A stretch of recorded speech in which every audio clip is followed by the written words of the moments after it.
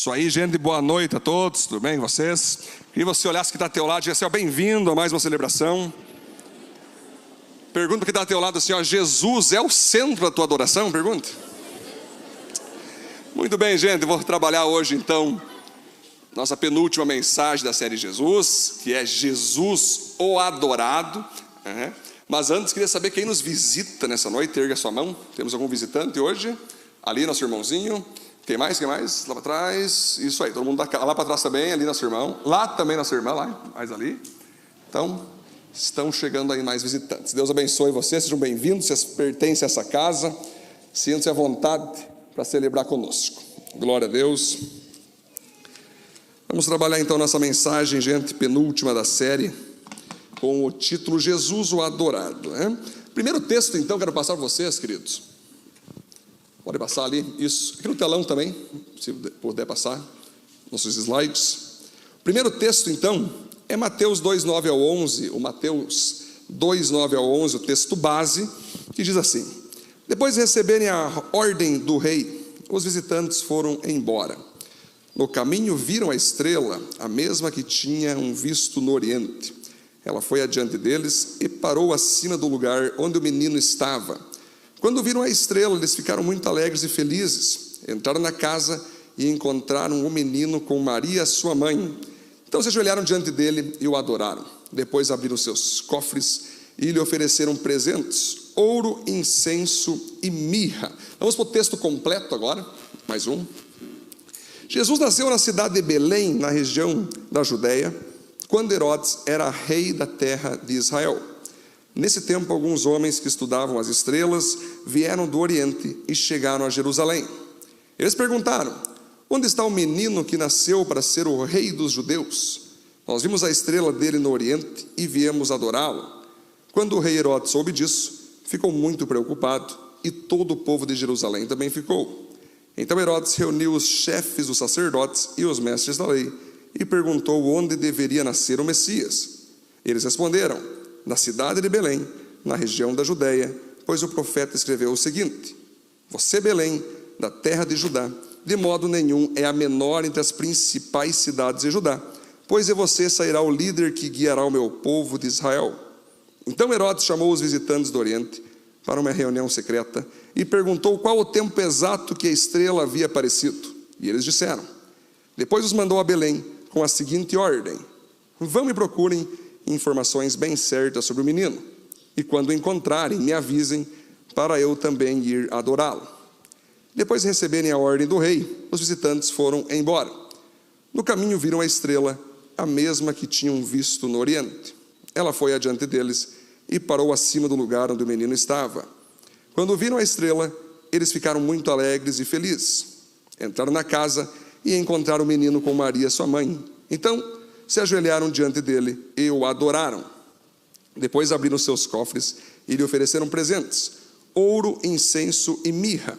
E num sonho, Deus os avisou que não voltassem para falar com Herodes. Por isso voltaram para sua terra por outro caminho. Amém, queridos? Pode aplaudir a Deus esse texto? Glória a Deus. Podem trazer aqui uma xícara de água rapidinho aqui, queridos. Se puder, já pode ser um copo também, bem tranquilo. Gente, então olha que legal. Esse é um texto onde então nós temos as informações que a Bíblia nos dá sobre o nascimento de Jesus, aonde foi, como foi, né? E nós estamos vivendo uma estação agora de Natal. Esse certamente é o Natal mais esquisito que você e eu estamos vivenciando na história, né, Fran? É um Natal que, sinceramente, assim, você que gosta de Natal para festejar, para comer o frangão, o Chester, abraçar a mãe tudo suada da maionese, né? Aí a tia vem de Palmeira, já traz ali, né, o porco, sei lá o que traz, vem de Pelotas, vem Bento Gonçalves. Agora começou a ficar complicada a parada, né? A gente percebeu que nós estamos vivendo um 2020, né? Eu até ouvi que o Facebook agora lançou nos avatares lá, a pessoa empurrando 2020 com raiva, porque o ano nos deixou mal, né? Será que vale a pena nós finalizar o ano soltando foguetes? Com ou sem barulho? Porque essas leis dos homens, tenho certeza vai ter alguém soltando foguete com explosões, né? É maravilhoso. Eu acho engraçado quando os caras viram o ano, eles já viram o ano estressado, né? Porque eles soltam foguete, explosão, bum, bum. Quem Quem tem bebê pequeno se assusta, quem tem cachorro, então os cachorros quase morrem de medo, e achamos que estamos celebrando, estamos na verdade entrando estressados para o outro ano, né? Então fica a dica, se você gosta de importunar as pessoas, né? Você sabe que essa é a verdade, né? É que nem jogo de Grêmio e Inter, tem cara que compra foguete só para soltar quando o Inter perde, ou vice-versa, né? E joga em cima da casa do vizinho. Panambi tem disso. Sou daqui, nasci aqui, e nós panambienses, quando a gente resolve ser incomodativo, nós incomodamos, nós estressamos, nós causamos tensão, e o mundo então aprendeu a virar o ano estressado, explodindo, dando bordoada, muitos tomando até a última, caindo bêbado, virando o ano em ressaca ali, né, tendo a sua, né? Enfim, não os cristãos não, né? Os cristãos, para a glória de Deus, eles em vez de beber, eles comem bastante, eles ficam igual um lagarto girando na casa da sogra, né? Aí eles falam, não, eu não bebo, mas fica igual um lagartão, quase bêbado de modo alimentício e não alcoólico. Mas a gente gosta de criticar só o álcool, né? Que deve ser criticado, com certeza, né? Porque não é legal. Mas tem gente que come igual bebe cerveja, né? Só falta triturar no liquidificador e começar a tomar a comida. Então, o Natal está aí, queridos, né? As pessoas não estão mais se encontrando, estão evitando umas às outras, né? Mas eu sei que você está se reunindo igual. Eu sei que você está comendo frango do mesmo jeito. A gente se comporta socialmente com a mascarazinha, mas quando a gente está fora, a gente tá, abraça, levanta para cima, é nós. Vai ter frango, vai ter churrasco, vai ter... O povo é isso aí, nós somos parte do povo. Você acha que uma autoridade pode controlar um povo? Não tem como. Pode, por um tempo, dar ordens, né? Mas o povão sempre vai ser a maior força de Deus. Por isso que a gente entende que a força emana de Deus através do povo, né? Tenho certeza que se nós se uníssemos como povo brasileiro, nós já tínhamos tirado todos aqueles ministros do STF há muito tempo. Muito tempo. Se nós tivesse união, nós tínhamos tirado todos os deputados, aqueles senadores. Qualquer cara que estivesse indo contra nossa Constituição, nós unidos já teríamos derrubado. Eu vi isso no Chile acontecendo, o povo lá totalmente unido, alguns com intenções erradas, outros com intenções certas. Mas temos aquela expressão, a união faz a força. O pastor está falando que não é para nós nos prevenir, vamos seguir a prevenção, as proteções. Mas eu digo que nosso povo, é difícil controlar um povo. Por quanto tempo Cristo controla um povo? Por quanto tempo tu faz um povo se dobrar a ti, né? É uma pergunta interessante. Mas nós estamos vivendo então 2020, aonde o Natal está diferente. Você querendo ou não, o Natal está diferente. Você querendo ou não, o Natal parece que está com uma impressão de tristeza, né? Para quem, por exemplo, perdeu algum ente querido nessa pandemia, é mais triste ainda. Tu não poder ter o vô ali, teu pai, tua mãe, está triste, está difícil, está diferente, está esquisito, porém, a essência do Natal não mudou em nada, que é a vinda, Alessandro, de Jesus Cristo para a terra. Isso que eu acho legal, Jesus veio à terra, essa é a essência do Natal. Não é o Papai Noel, não são os presentes, okay? Não é o churrasco, não é o Chester, não é aquela aglomeração que a gente faz com a família. Então, Deus é tão maravilhoso que Ele chacoalhou o planeta para dizer o seguinte: ei, quem sabe agora vocês valorizem não o formato do Natal, mas valorizem a essência. Que nem eu botei no Facebook uma imagem do cara: Senhor, nesse Natal eu quero, Jesus foi, o aniversário é meu, é teu, né? A gente tem assim, o Natal é muito bom, só que agora você percebeu que o Natal não está tão maravilhoso como o ano passado e os outros anos. Porém, Jesus está querendo trazer para nós que a essência do Natal não mudou, que é a vinda de Jesus, o nascimento de Jesus, o momento que quando Jesus nasce, o mundo se divide em antes dele e depois dele. Você já viu alguém mais influente que Cristo na história da humanidade? Não existe. Bota no Google lá, Jesus é o nome mais buscado do Google, é normal. Se você botar o Google dos anjos, vai ser o mais buscado, no inferno vai ser o mais buscado. É o nome que está acima de todos os nomes. Ele, quando veio, ele rachou a terra e antes dele e depois dele. Isso é incrível, isso é maravilhoso, isso é poderoso. Então, vamos para o primeiro ponto para nós trabalhar hoje, queridos. Primeiro ponto, então, é: Jesus é Deus e por isso deve ser adorado. Olha que legal, gente. Você pode... Aqui não está pegando, só para avisar vocês aqui, só para vocês viram, mas está ali, não está pegando. Muito bem, temos a frase: Jesus foi 100% Deus e 100% homem, né? Jesus foi 100% homem e 100% Deus. Muito bem, gente, olha que bacana para nós entender a contextualização do nascimento de Jesus. Como eu já expliquei para vocês os contextos históricos, geográficos, políticos da época de Jesus, o maior medo que os reis tinham, como o rei Herodes, que governava Israel, e o imperador César, juntamente com Pilatos ali, estavam preocupados que viria esse tal de Messias. Eles estavam preocupados, esses judeus estão crendo aí que vai surgir um rei em Israel. Tomara que seja mentira, porque eu estou feliz aqui. O rei Herodes estava tranquilo, estava no trono. O rei Herodes estava faceiro com o que ele ganhava, com o salário que ele tinha, com o poder que ele tinha. Então ele estava faceiro, ele tinha todo o povo na mão. Aí surgem esses reis, alguns chamam eles de magos, outros chamam eles de astrólogos, porque eles entendiam sobre estrelas. Eles surgem em Israel e vão em Herodes e dizem assim: vimos uma estrela e pelas profecias o Messias chegou. Nasceu o Messias. Imagina só o rei Herodes, imagina só, como assim nasceu o rei que vai me tomar do trono, é isso? Tu está dizendo que nasceu então? Não, pelo que tudo indica, sim, porque daí começaram a conversar com os sacerdotes, com os mestres da lei.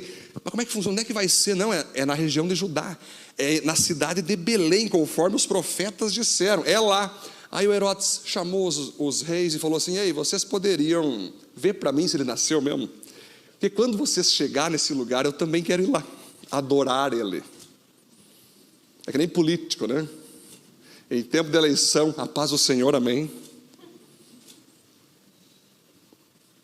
A gente se empolga quando as pessoas falam assim: eu quero adorar Jesus. Aí você viu, pastor, ele falou de Jesus no Facebook, tu viu? Vi. Pastor, tu viu o Neymar? O Neymar é crente de verdade, né? Ele bota a faixa de Jesus na testa, né? As práticas dele condizem com o Cristo da testa? Uma pergunta. Vamos ter coragem. Ai, pastor, que julgador. A prática imoral, sexual, baderneira do Neymar tem a ver com Cristo? Não tem. Tu tem a coragem de discernir isso. Ai, pastor, estamos julgando ele. Quando ele fala, milhões de pessoas dizem Jesus. Cara, Herodes disse: aonde está Jesus? Eu quero ir adorá-lo. Queridos, Herodes, o plano dele era o seguinte: ir lá e meter uma espada no corpo do bebê Jesus. Acabar com essa história que surgiu um novo rei. Ele queria acabar já no nascimento, como bebê. E o diabo, de fato, ele gosta de terminar com pessoas, com projetos, com sonhos na raiz. Não é à toa que hoje nós vivemos num planeta que começou o incentivo e as manifestações para que seja liberado, legalizado e ainda aplaudido o aborto. A Argentina só está a um passo de aprovar isso. O Brasil, o pessoal está lutando um monte para aprovar o aborto. Por que, pastor, que o ser humano quer aprovar o aborto? É bem simples, a mulher lá é mequetrefe. Ela quer sair com quantos ela puder.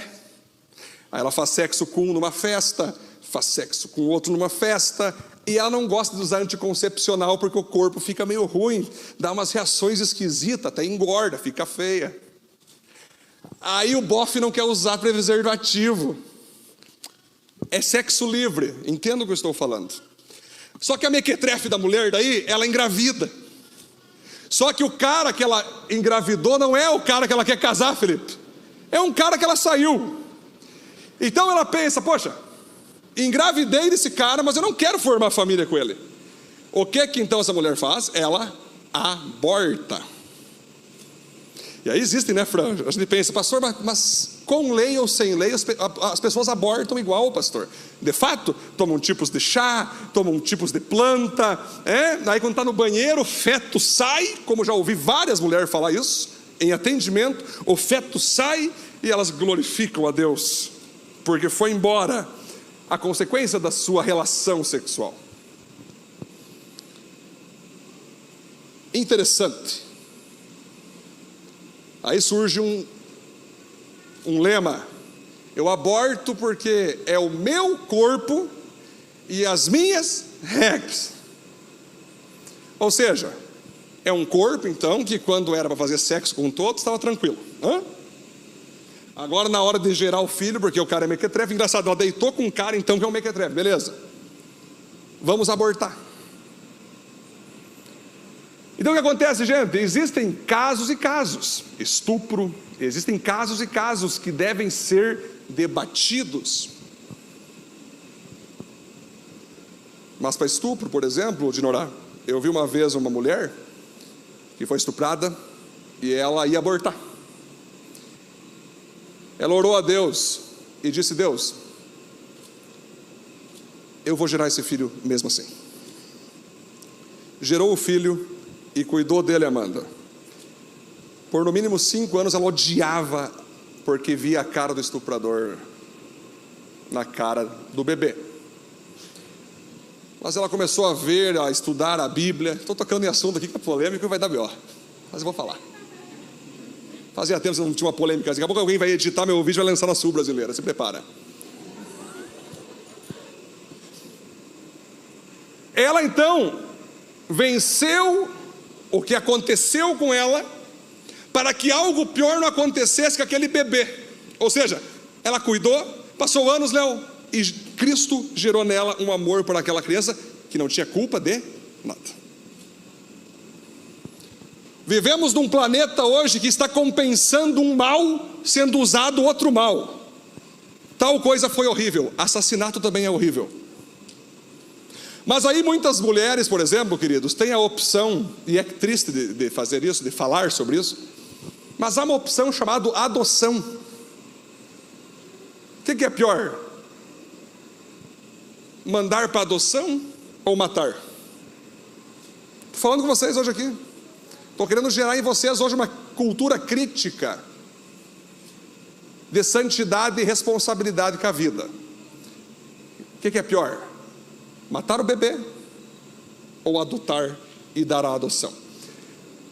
A cultura do aborto, então, queridos, já estava desde a época de Cristo, desde a época de Herodes. Herodes, quando percebeu que os reis magos não voltaram contar para ele aonde estava Jesus, ele mandou seus soldados matar todos os bebês meninos para garantir que um desses mortos seria Cristo. A cultura do aborto já vem desde Faraó, quando o Faraó não queria que os judeus tivessem meninos, e a Bíblia diz que uma daquelas mulheres então teve um filho chamado Moisés, Cássio, e botou num cesto em cima do rio Jordão e disse: Senhor, já que vão matar meu filho, eu estou entregando a ti. O Senhor, e botou no rio, cara. As notícias poderiam dizer, Robson, mais uma mãe desnaturada coloca seu filho no rio Fiuza com um cesto, imagina. Aí o bebezinho andando, mas cara, pensa você, os caras estavam chegando na casa para matar o Moisés, já estavam a metros da casa com a espada, ela pegou, ajeitou ele e botou no rio. Espetacular. E confiou em Deus, e Deus fez então ele se tornar um grande líder. O que eu estou dizendo, queridos? A cultura do nascimento, o nascimento, Jesus nasceu. Lhe pergunto, Nitro, imagine Maria, vamos pensar conosco aqui, vamos pensar com a nossa mente normal. Imagina se Maria se frustra: poxa, não vai colar essa história que eu estou grávida do Espírito Santo, não vai colar isso aí, vou abortar Jesus. Pergunto para vocês, se Jesus não nasce, você estaria aqui agora? Se Jesus não nasce, nós estaríamos salvos? Maria poderia ter, levantado a bandeira: meu corpo, minhas regras. Que Jesus nada, é meu corpo. Que história é essa? Vem Deus aqui e bota alguém em mim. Está brincando? Eu quero viver a minha fita. Se ela... Gente, só para vocês entenderem, eu conheço a cultura feminista muito melhor do que vocês imaginam. Só cutuco devagar, porque é que nem vespeiro. Odiamos você, odiamos... Vamos derrubar a página, vamos derrubar o perfil. É assim. Fica tranquilo, gente. Toda cultura que vai contra a vida é diabólica. Então, estou falando a verdade aqui para vocês, estou trabalhando aqui a cultura com vocês, porque se Maria aborta Jesus, Jesus não vem, Jesus não surge, e nós não estaríamos salvos, nós não estaríamos santos hoje. Você já viu aquelas pessoas, Felipe, que quando eram crianças têm acidentes trágicos, caem de muro, E os pais falam: pastor, o meu filho aqui é um milagre de Deus. Minha esposa, ela gerou antes, o meu bebê foi prematuro, quase perdi minha esposa e quase perdi meu filho, minha filha. Deu um acidente uma vez com meu filho que foi terrível, ele tinha 3 meses e ele está vivo por um milagre. Sabe por quê, queridos? Toda vez que nasce uma pessoa, Fran, por que o diabo está falando tanto: abortem, abortem? Por causa de uma coisa: toda vez que nasce um bebê, o diabo fica em cima assim, cuti-cuti. Será que vai me encher a paciência ou vai me servir? Por via das dúvidas, vamos matá-lo. O diabo não sabe lidar bem com a possibilidade, William, que eis que está nascendo mais um profeta. Imagina se nasce mais um cara que nem eu, por exemplo, que fica dando bordada e falando sem medo. Se for um cara assim, eu não quero. Aborta.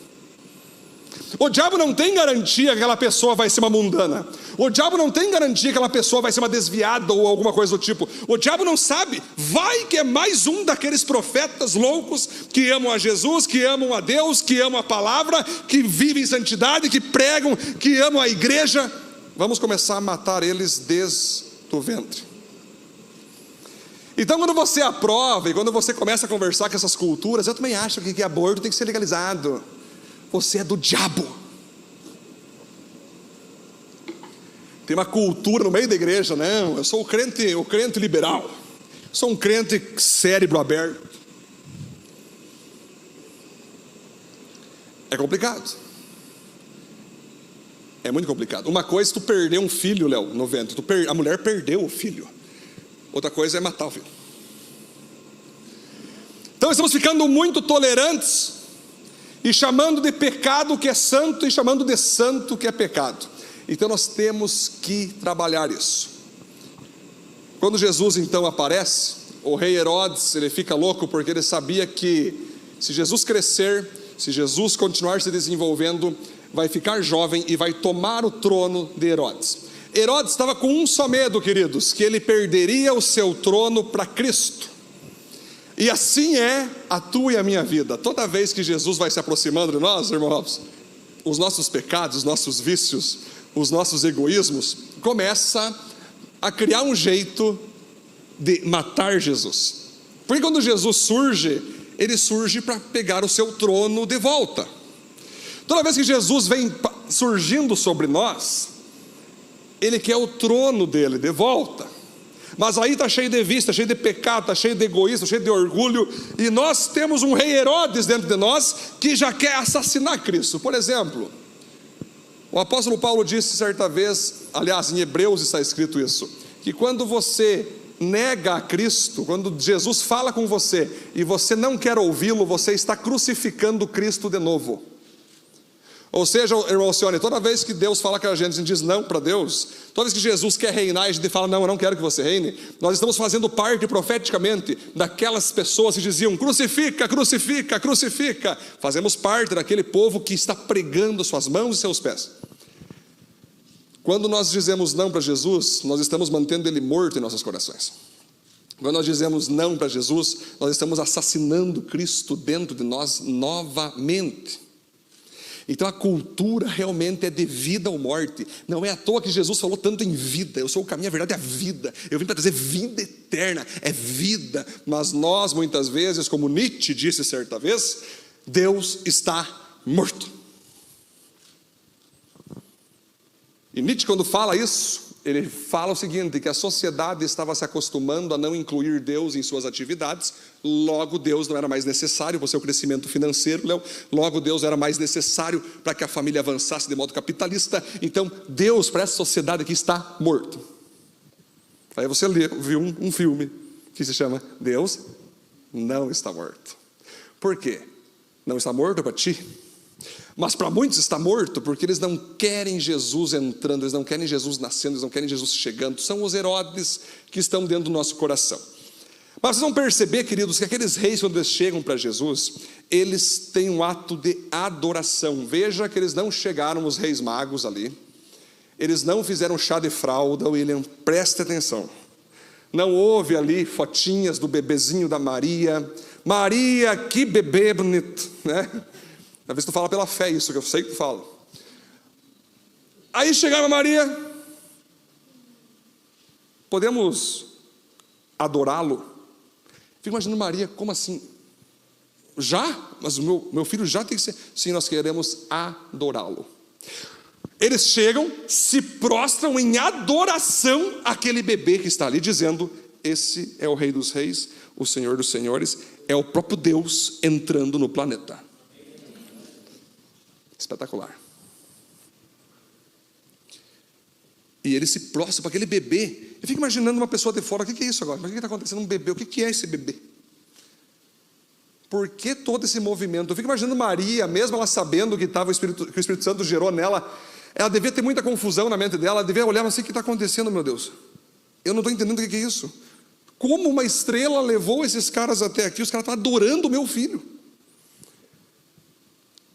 Aí você pode perguntar assim: pastor, o que é adoração? Adoração é todo ato, toda prostração que você faz a algo, a alguém, que coloca acima de tudo e de todos. É aquilo que você tem como maior importância da tua vida. Adoração é tudo aquilo que você tem como primeiro lugar na tua vida. O princípio da adoração, ele já nasce quando Deus cria o homem. Ele já coloca ali dentro um vazio do tamanho do próprio Deus, para que esse ser humano possa preencher esse vazio, essa necessidade de adorar somente com a presença de Deus. Mas se ele não quer Deus, ele vai tentar no dinheiro, vai tentar no sexo, vai tentar nas pessoas. Quando você fala assim: eu não vivo sem ti, você está adorando aquela pessoa. Sinto lhe informar. Que história é essa de eu não vivo sem ti? Até onde eu sei, eu não vivo sem Cristo, Cleito. É triste nós perdermos, quem sabe, uns aos outros, familiares, vamos ter o luto, claro, todos vamos passar por isso. Mas quando você diz: eu não vivo sem isso, eu não vivo sem aquilo, aquilo se tornou o teu Deus. Então, quando aqueles reis chegam para aquele bebê, eles estão dizendo: ei, nós não poderemos viver sem esse bebê. Fica imaginando eles sentando com Maria, tomando ali um cafezinho. Maria, viu, pode me explicar, posso? Esse cara aqui é Deus. Você gerou no teu ventre o próprio Deus. Deus saiu do céu para entrar no mundo através do teu ventre. E desde agora nós já estamos adorando. Gente, é tão forte o poder do bebê, que ainda antes de Jesus nascendo, ainda antes, quando estava no ventre, Maria foi visitar Isabel, que era mãe de João Batista. Quando as duas barrigas se encontraram, João Batista ficou cheio. Por isso que eu falo, o bebezinho, o ventre ficou cheio, o Espírito saudou Jesus: a paz, Senhor, meu mestre, dentro do ventre. E Jesus, dentro do ventre. É tão maravilhoso. Por isso que eu tenho uma raiva de abortistas, gente. Eu tenho uma ira santa de quem faz isso. Quando a minha esposa estava grávida, você sente eles dando chutinho, você sente eles se movimentando. É a coisa mais linda, Robson, é tu ver essa cena. É a coisa mais maravilhosa para um pai poder ter isso.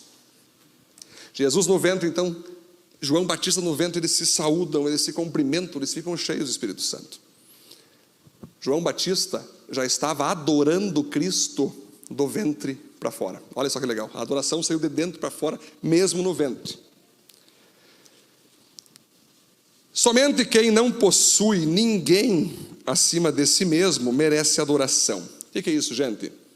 Eu posso adorar o dinheiro, Ivan? Posso adorar o dinheiro, posso fazer do dinheiro o meu bem maior, né? Eu conheço pessoas, quando estão sem dinheiro, parece que o Deus dela morreu. Quando tem dinheiro, vocês conhecem pessoas assim? Tem dinheiro, está feliz. Não tem dinheiro, está triste. Nunca viram isso? Eu sempre vejo adolescentes, às vezes, preocupados em casa. Os pais têm dinheiro, está tudo certo na família. Eles não têm, é pauleira direto. O que é isso? A não ser que o dinheiro se tornou um Deus. Por exemplo, tem pessoas que fazem do seu marido um Deus. Tem maridos que fazem da sua esposa um Deus. E aí ela e ele começam a ficar com muita raiva quando o marido erra ou quando a mulher erra. Aí começa: pastorzão, quero me separar. Eu quero o divórcio. Por quê, irmã? Estou decepcionada com ele, que ele não lava a louça e não me cumprimenta de jeito, ele não bota perfume. Quer separar por isso, irmã? Sim. Estou decepcionado. Eu quero virar a página. Eu quero um novo ciclo.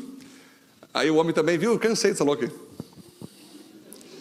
Quando eu gostei dela, ela não era assim, tá? Na verdade, ela manteve a mesma coisa, tu que piorou. Ela não era assim. Sabe, pastor, está difícil, ela tem muito defeito. Tu não tem. Pastor, está difícil, ela só... Sabe, pastor, comprei um papagaio esses dias. Aí eu tive que devolver, porque falaram que era um papagaio masculino, mas não parava de falar. Devolvi.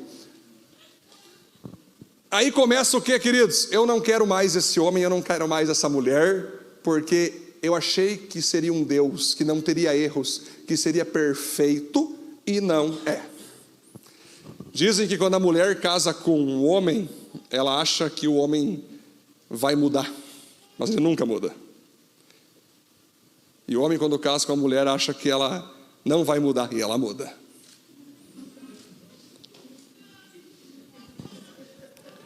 Aí começa essas adorações a seres humanos, adoração a pessoas.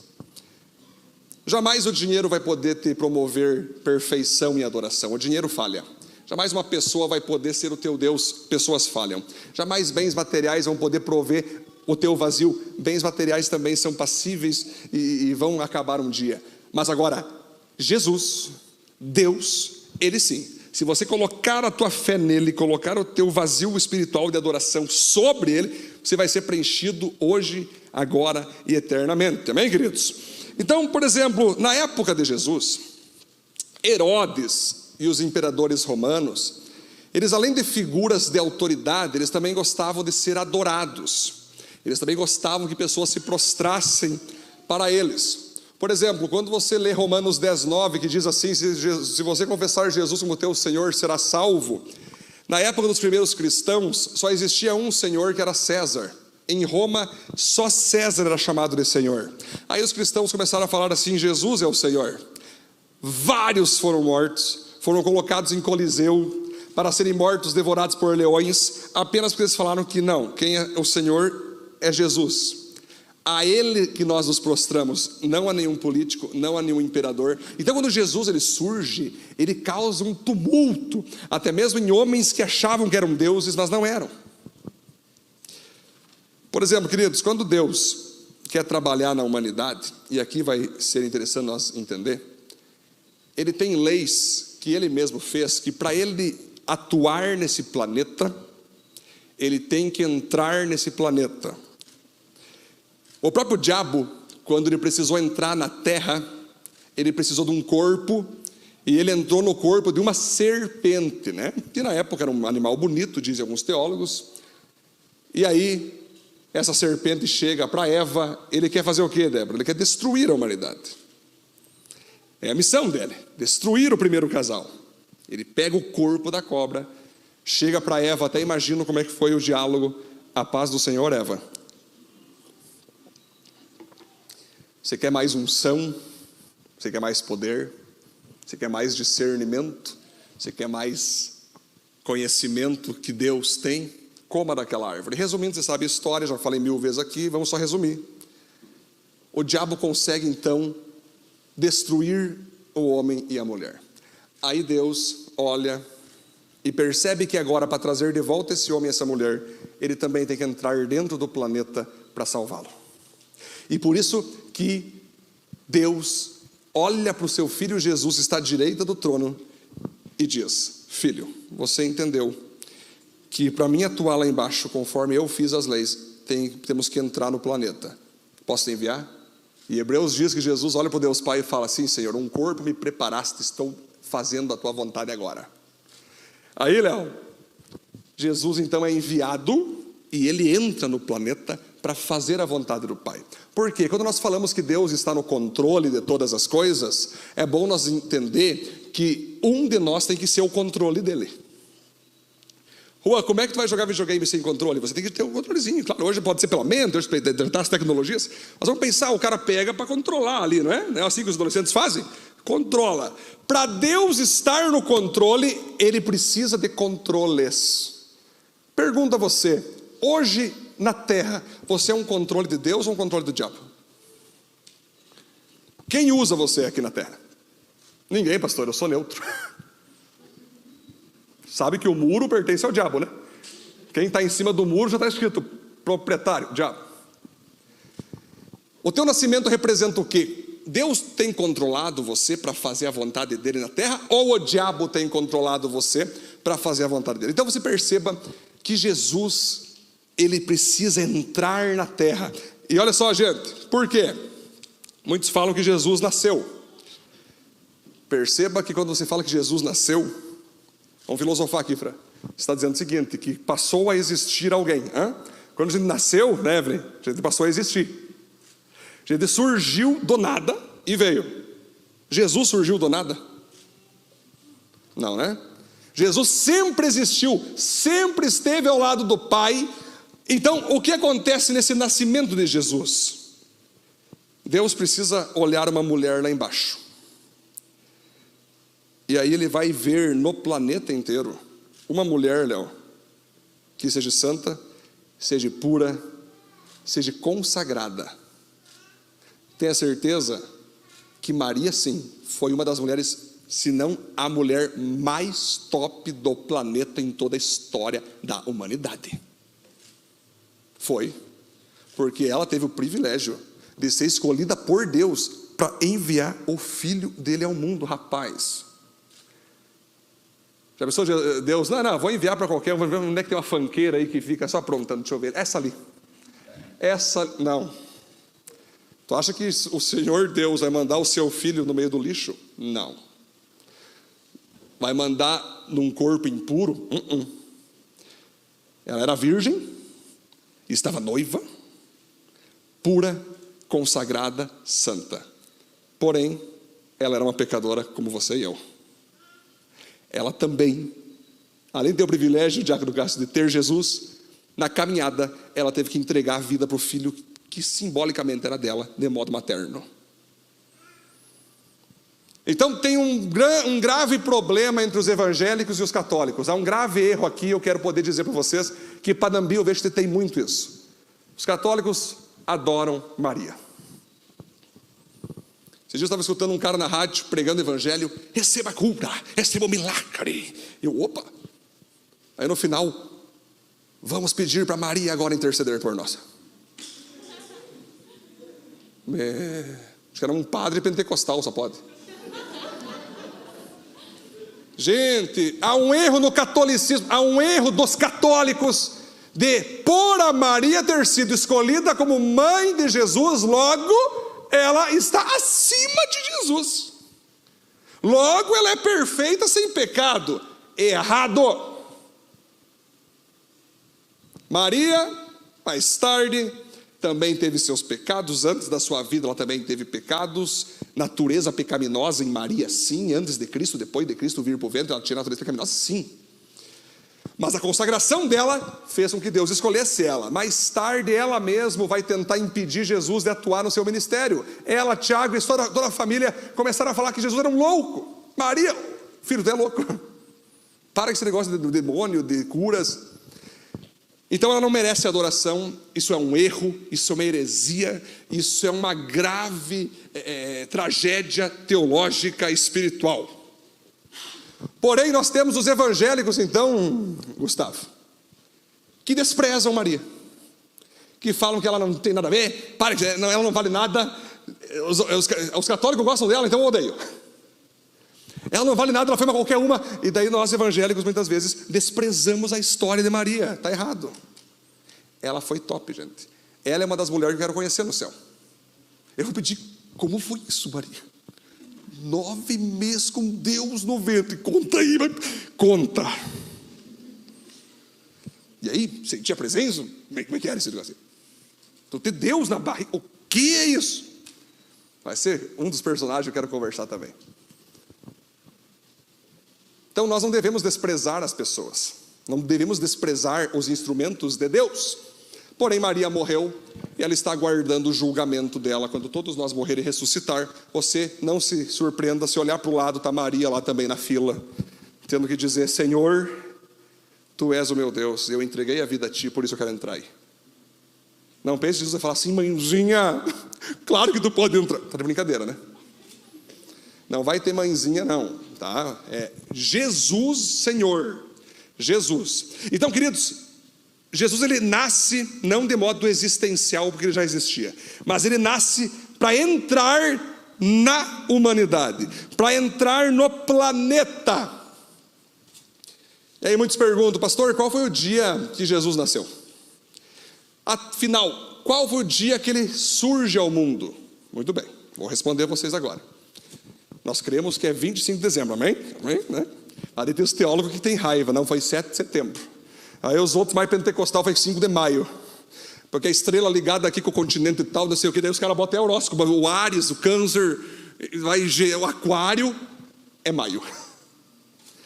E aí começam os cristãos a brigar, qual dia afinal Jesus nasceu e por que o 25 de dezembro afinal foi escolhido. Olha só que legal, gente. 7.000 anos atrás, antes de Cristo vir, 7.000 anos antes de Cristo ser enviado à Terra, existia ali uma cultura que várias nações faziam, várias religiões faziam, que era adorar ao sol. Porque o sol representava um símbolo de fogo, de alegria, de vida, de iluminação, de colheita, de prosperidade. Então muitas nações gostavam tanto do sol que faziam do sol o seu próprio Deus. Foi virando cultura porque em 2 dias do ano, por exemplo, em setembro e dezembro, o sol fica mais forte sobre o planeta e faz com que o dia fique bem mais tempo de dia e faz com que a noite fique bem mais tempo noite. Estende o horário, estende a força. Então eles decidiram que 25 de dezembro seria o dia que eles iriam consagrar todas as nações para adorar o sol. Aí a igreja surge, Jesus vem, Jesus nasce, a igreja já está bombando. Aí os líderes da igreja começam a perceber que todo o povo está iludido com o tal do Deus Sol.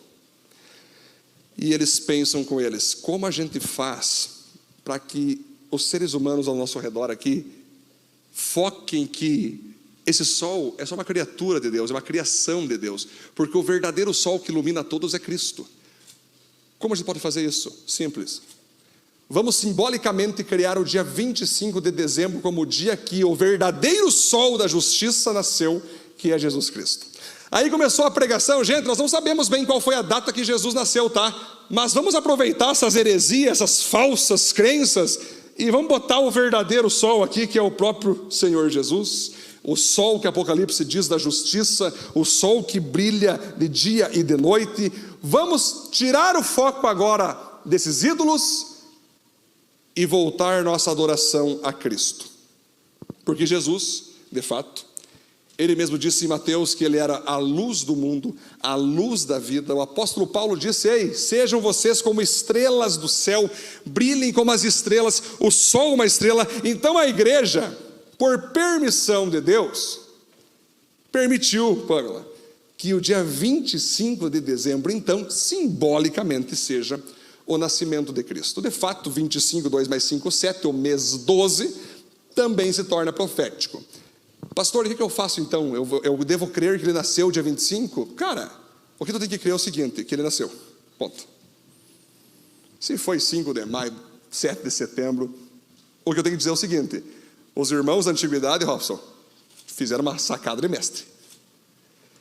Derrubaram todos os deuses, para todo mundo agora, querendo ou não querendo, Papai Noel surgindo ou não, tendo que dizer: Cristo nasceu. Ele veio ao mundo. É interessante quando o cara é cristão, aí ele leva o filho para ver o Papai Noel, né? Ele fica se sente culpado, né? Tá lá o crente tirando foto com o Papai Noel, com os filhos. Filho, ó, ele não é ele o sentido do Natal. Não é ele, mas é tão legal esse gorro, né? Olha lá, tira a fotinha. É engraçado o crente tirando foto do Papai Noel justificando para os filhos que não é ele. Muito engraçado. Ou seja, foi tão forte a cultura que até nós crentes agora, quando os filhos: papai, eu quero ver, olha que legal, aquele homem barbudo de vermelho, né? Parece um petista, um comunista. Vamos lá ver. Parece filiado ao PT. Vamos ver ali. Mas não é ele o sentido do Natal. Glória a Deus. A igreja é muito esperta. A igreja é muito inteligente. A igreja é sábia, ela conseguiu tirar o foco de vários deuses e várias religiões para que o povo pudesse ver que de fato quem merece adoração é Jesus. Se você perceber, queridos, os reis magos, eles chegam para Jesus e oferecem 3 presentes para Jesus: ouro, incenso e mirra. Quero finalizar já com esses 3 pontos. Por que esses homens ofereceram ouro para aquele bebê? Porque ouro, profeticamente, era só dado para reis. Não se dava ouro para qualquer pessoa, era só para quem tinha função de governo e reinado.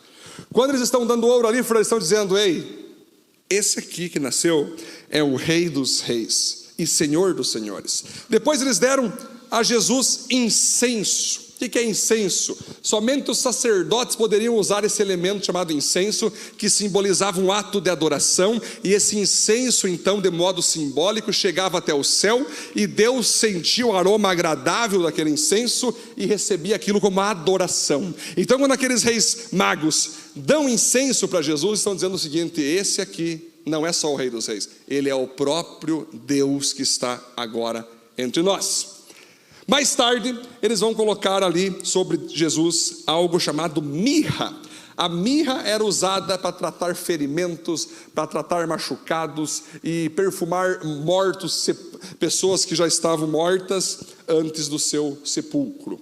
E ali eles estavam dizendo o seguinte: ei, esse rei, esse Deus que está aqui agora em formato de bebê, que logo vai crescer e logo vai salvar o planeta, ele vai precisar morrer no seu corpo, sofrer no seu corpo, para nós termos a salvação. Alguns falam assim: pastor, me falaram que quando Jesus tinha 10 anos, ele ressuscitava passarinho. Quando Jesus era bebê, ele ia na banheira e a água abria. É verdade, pastor? Porque ele era poderoso. Quem já viu essa foto no Facebook, né? Jesus de perna aberta assim na banheira, Maria: para, Jesus! E ele abrindo o mar, né? Muitos acreditam que Jesus, queridos, ele desde pequenininho manifestou sua divindade, que ele desde pequenininho manifestou sua glória. Gente, Jesus só manifestou o poder que estava sobre ele, o poder de Deus, quando ele completou 30 anos e quando ele foi batizado nas águas. E por isso, quando ele foi batizado, veio o Espírito Santo num formato de pomba branca corpórea ali, e a partir dos 30 anos ele começa então o seu ministério de milagres, de pregações, de libertações. Antes ele era apenas um cara como você e eu. Jesus, queridos, era um cara igual a mim e igual a você. Ele foi uma criança normal. Jesus chorou quando era bebê, gente, ou não? Ou não? Jesus fez birra ou não? Fez birra. Jesus ficou bravo com a Maria inúmeras vezes. Jesus queria o leite toda hora? Queria. Jesus teve amigos adolescentes? Teve. Jogou bola com a galera? Jogou bola. Jesus se machucou, Juliano, mas certamente ralou todos os joelhos. Jesus foi um cara normal. Nós cristãos temos uma dificuldade de entender que não é porque Jesus é o próprio Deus, que ele não era humano. Jesus foi um humano igual a nós. Jesus, queridos, ele teve suas raivas, ele teve fome, sede, ele teve frustrações, ele teve mágoa. Jesus sofreu, cara. Jesus teve tristezas igual a você e a mim. Jesus era um cara normal. Eu estava brincando hoje, pessoal, de manhã aqui, que Jesus era conhecido, João, na adolescência, como um queridinho, como o filho do José e da Maria. Um cara educado, um cara simpático, um cara tranquilo. Jesus era top, Jesus era legal. Jesus era uma pessoa boa, uma pessoa educada. Todos conheciam Jesus como um menininho querido. Tanto é que quando Jesus falou que ele era o Messias, Cleito, os caras: esse cara é o Messias? Não, ele é gente boa, mas ele não é de família rica. Ele é filho de José e de Maria, carpinteiro, bem bacana o cara, mas ele não é alguém rico para ser o Messias.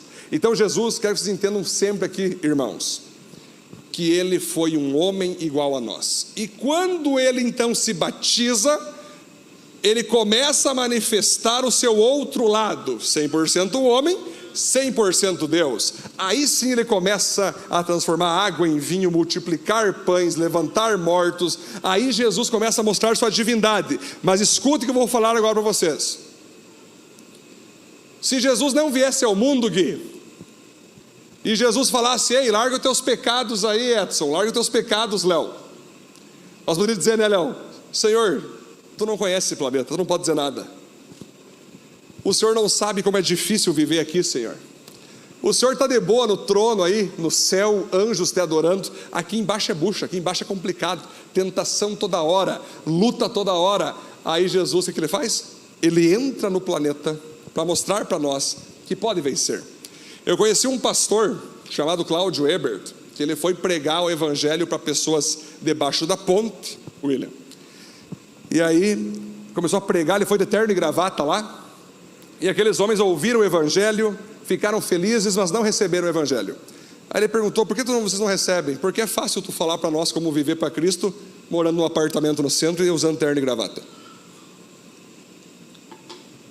Aí o Cláudio ficou tão quebrantado, Andressa, que ele pegou, falou com a sua esposa e falou: amor, eu quero ficar um mês morando com os mendigos ali. Vou usar a roupa deles, vou comer a comida deles, vou sofrer as dores deles, para que possam me ouvir. Ele ficou um mês ali, Cleito. Ele ganhou todos para Jesus, todos. Porque aqueles homens viram que o Cláudio não queria só pregar, queria viver no meio deles. Então quando Jesus entra no nosso meio, ele queria sim enfrentar nossas dores para poder dizer: ei, é possível vencer essas dores. Ele queria enfrentar todas as nossas tentações para poder dizer para você: ei, é possível você vencer essa tentação. Mas pastor, ele foi Deus, aí fica fácil vencer a tentação sendo Deus. Ei, Filipenses 2 diz que mesmo ele sendo Deus, ele não pegou esse direito divino para viver em santidade. Ele não pegou o direito que ele tinha divino para obedecer a palavra. A Bíblia diz que ele usou do 100% homem, do Espírito Santo que estava dentro dele, que está dentro de você e de mim também, para obedecer a voz do Espírito Santo e seguir essa voz. Porque se ele fizesse com a divindade o pacto de santidade, ficaria fácil, né, gente? Ô Senhor, mas tu é Deus, né? Tu conseguiu porque tu é Deus. Não, ele não usou. Leiam Filipenses capítulo 2. Ele não usou o poder dele, porque senão seria covardia conosco. Mas ele usou a sua divindade para manifestar milagres. A conclusão. Vamos trabalhar agora a conclusão. Isso. Pode vir subindo já, galera. A adoração a Jesus revela que entendemos o motivo de termos sido criado. Se você analisar, queridos, Jesus então, ele nos mostra nessa mensagem que ele foi 100% homem e 100% Deus.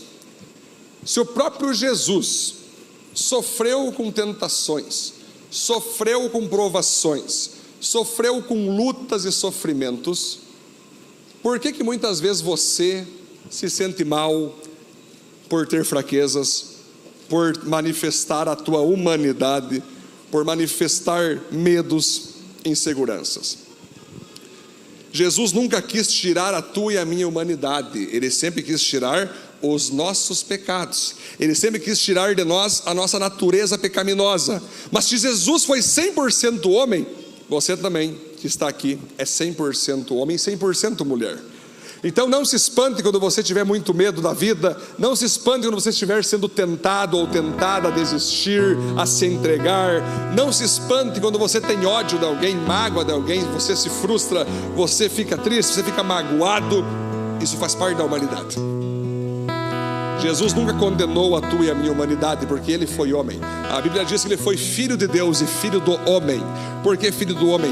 Assim como ele era Deus no céu, ele aqui na terra se tornou filho da humanidade para sentir as suas dores. Hebreus fala que nós não temos um sumo sacerdote que não se compadece de nossas fraquezas. Muito pelo contrário, devido a ele também ter sofrido, devido a ele também ter passado por várias lutas e tentações, ele pode hoje estender a mão para nós e dizer: ei, venha, eu sei o que você está passando, eu sei o que você está sentindo, eu sei o que você precisa para vencer essa situação. Fique em pé, por gentileza, vamos encerrar.